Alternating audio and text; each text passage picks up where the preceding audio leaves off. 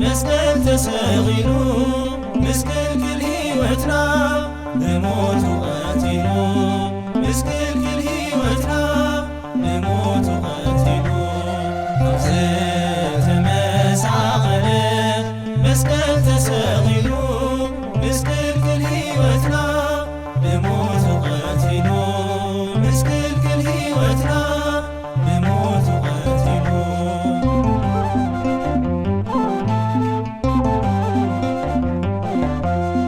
ክርስቲያን ኩልኹም ብዓውታ ዘምሩ ነፍሲ ወዲ ኣዳም ብመስቀል ከቢሩ ጎይታ ብመስቀሉ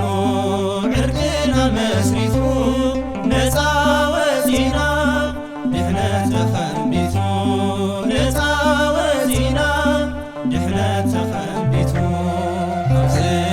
ዝተመሳቐለ መስቀል ተሰቂሉ ምስቅልቅል ሕይወትና ብሞቱ ቀቲሉ ምስቅልቅል ሕይወትና ብሞቱ ቀቲሉ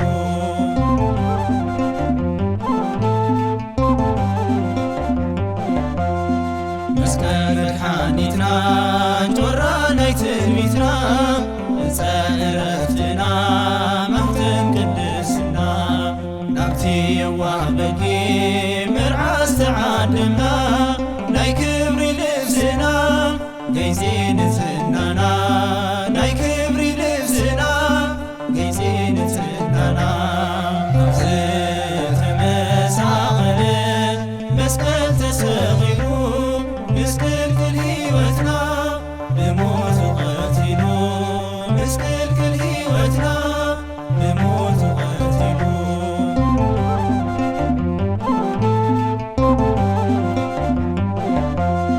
መስቀሉ ኣሲርና ወንጌልን ትንሰብኽ ብፍቕሪ ኢየሱስ ውሽጥና ትመክር ዝረኣኹም ኣሕዛብ ምልክት ይኹንኩም ውእዱ ምዃንና ሃሌሉያ ኢኹም ውእዱ ምዃንና ሃሌሉያ ኢኹም ኣብ ዝተመሳቐለ መስቀል ተሰቂሉ ምስቅልቅል ሕይወትና ብሞቱ ቀቲሉ ምስቅልቅል ሕይወትና ብሞቱ ቀቲሉ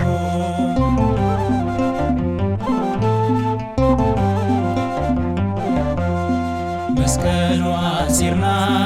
ወንጌልን ትንሰብኽ ብፍቕሪ ኢየሱስ ውሽጥና ትመክር ዝረኣኹም ኣሕዛብ ምልክት ይኹንኩም